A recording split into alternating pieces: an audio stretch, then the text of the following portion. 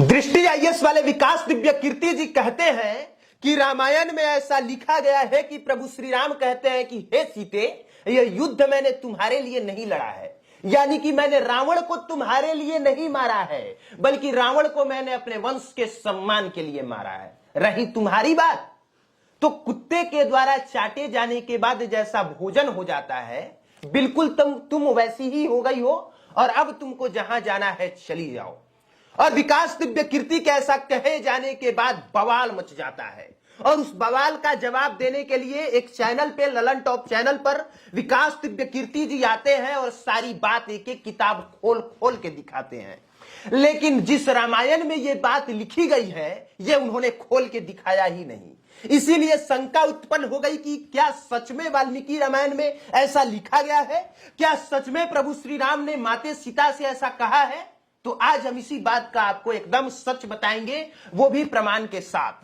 और आप सब जानते हैं कि जब कुमार अभिनव किसी टॉपिक पर बात करता है तो वो हवा में बातें नहीं करता, बल्कि बिल्कुल तथ्यों के साथ बात करता है। और आज हम वही तथ्य लेके बैठे हैं।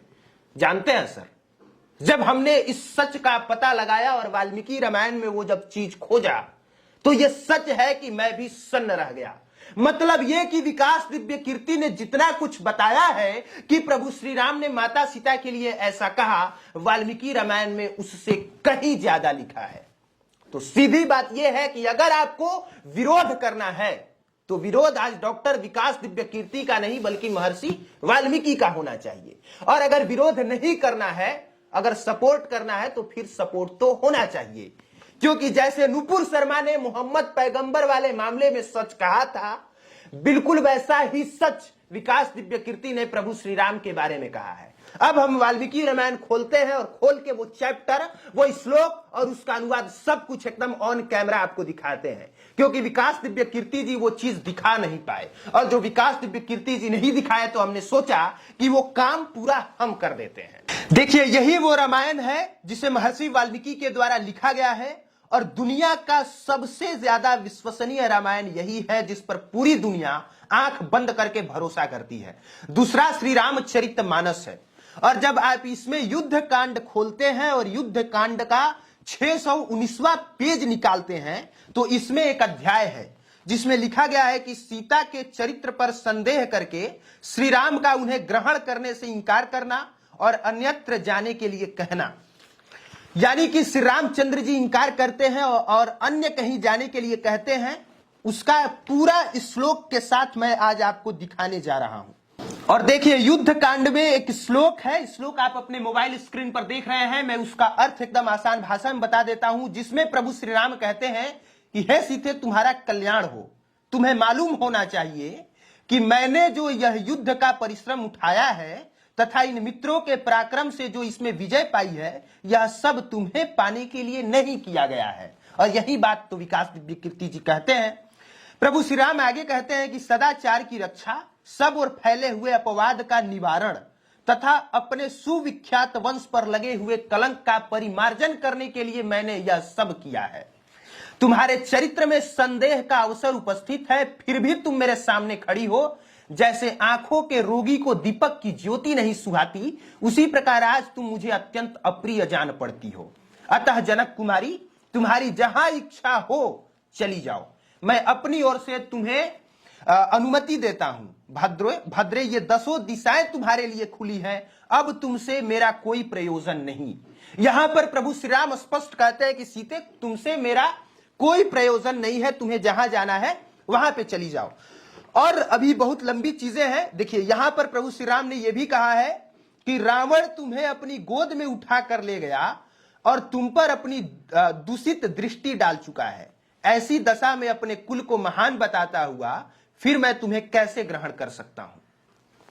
और यहां पर प्रभु श्री राम कहते हैं कि सीते, तुम्हारी इच्छा हो तो तुम शत्रुधन, वानर राज सुग्रीव अथवा राक्षस राज विभीषण के पास भी रह सकती हो। जहां तुम्हें सुख मिले वहीं अपना मन लगाओ। सीते, तुम जैसी दिव्य रूप सौंदर्य से सुशोभित मनोरम नारी को अपने घर में स्थित देखकर रावण चिरकाल तक तुमसे दूर रहने का कष्ट नहीं सह सका होगा। तो आपने स्पष्ट देखा कि वाल्मीकि रामायण में ये बात सीधे प्रभु श्री राम कह रहे हैं और श्री राम ही ये बात कह रहे हैं, माता सीते से ही कह रहे हैं और इसे लिखा महर्षि वाल्मीकि ही है।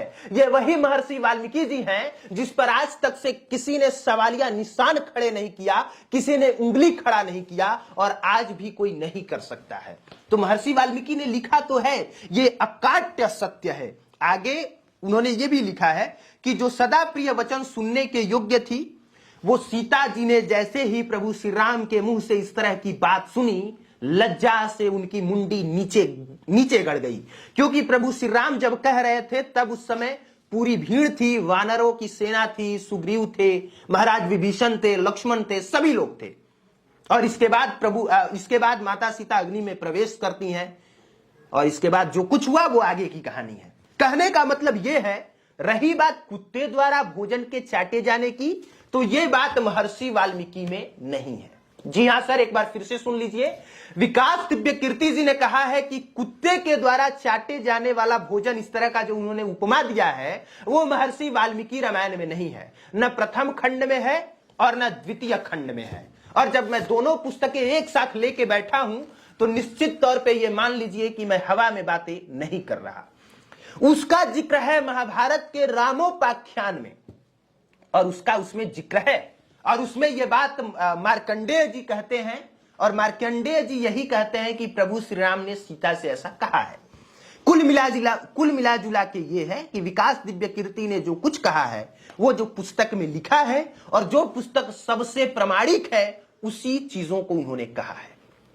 तो इसलिए विरोध करने से पहले एक बार ये जान लेना चाहिए कि हमारे अपने धर्म शास्त्रों में लिखा क्या है और जो सच है वो सच है, चाहे वो नुपुर शर्मा वाला मोहम्मद पैगंबर को दिया गया बयान हो या फिर प्रभु श्री राम के द्वारा दिव्य कीर्ति का ये कहना हो, यानी दोनों बातें सच है। अगर विरोध नुपुर शर्मा का होना जायज था तो विकास दिव्य कीर्ति का भी विरोध होना जायज है और अगर नुपुर शर्मा का विरोध करना गलत था तो डॉक्टर विकास दिव्य कीर्ति का भी विरोध करना गलत है।